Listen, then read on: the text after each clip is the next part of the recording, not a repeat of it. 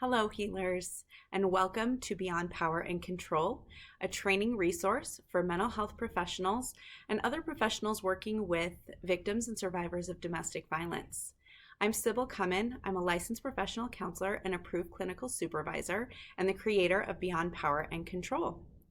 So I wanted to talk a little bit about something that has been coming up quite often for me within supervision or consultation, or when I'm talking with clinicians who are early on in their process in learning about domestic violence.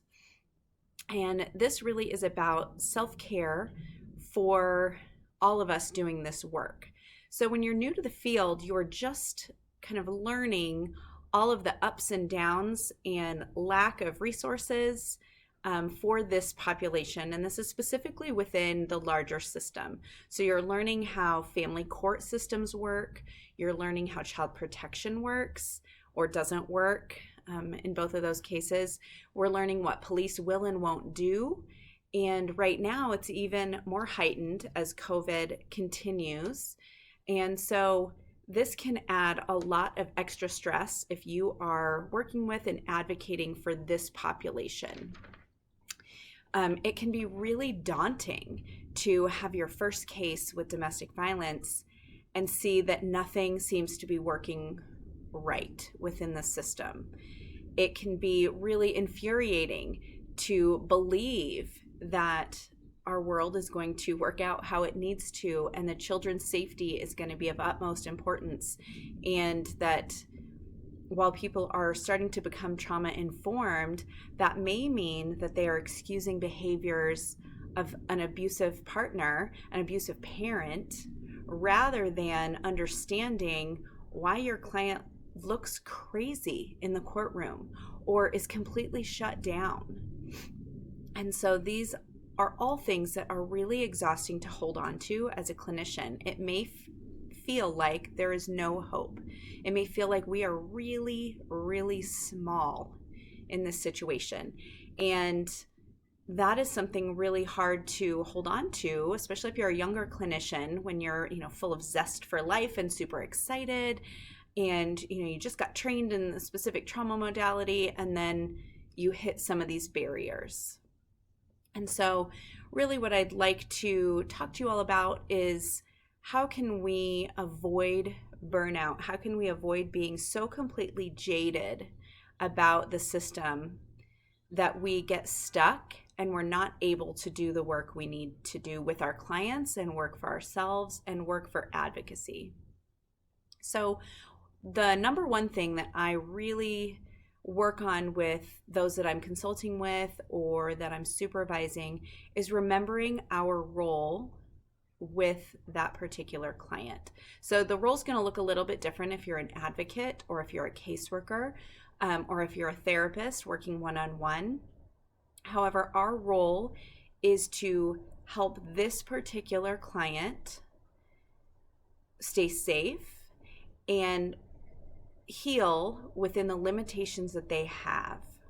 And that can feel really gross. I want to change the world. I want the court system to be different. I absolutely want to do that. And that advocacy is a little bit separated from each individual client. So while I am going to maybe help an attorney learn language so that when they have my client on the stand, they know how to best ask those questions. Or I will advocate in the family court system for children that I work with.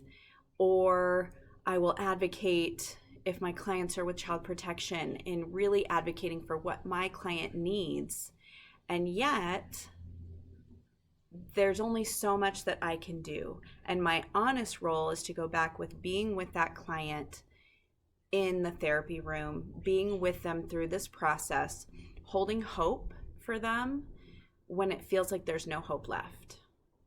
So that's number one, is really focusing on your role. Number two, kind of that goes along that, I say that we hold hope as therapists. That's, I would say, a huge piece of my job, and I truly believe that, and I do have hope for all my clients that come into my room that things can be better and they can heal. And when you come back from a really difficult court decision, or children are removed from the home, or something of that nature, it's hard even for us to hold hope. And if we are always in the therapy room, like butterflies and rainbows, and if you know me, I am a butterflies and rainbows kind of gal. I am very optimistic most of the time. And sometimes that's not helpful for your client. Sometimes it's not helpful for you to put on that face when something really difficult's happened. And so it's okay, and it is a part of our self-care to be fully authentic in the room with our clients. So instead of just, putting on the happy face and saying, things are going to get better, let's just sit with them and sit with ourselves and notice what's going on for us of, oh my gosh, I can't believe that happened. That is so amazingly frustrating. No wonder that you feel stuck all the time. I feel stuck right now. I can't even believe what just happened. And kind of showing that authentic self to your clients kind of normalizes the level of frustration that they're feeling. Granted, they're feeling it, 20 times more than you are, but giving them that authenticity is really helpful in the therapy room. Another thing we need to remember when we're looking at our role is that while we can advocate all day long, our number one ethical principle as a therapist is the idea of autonomy.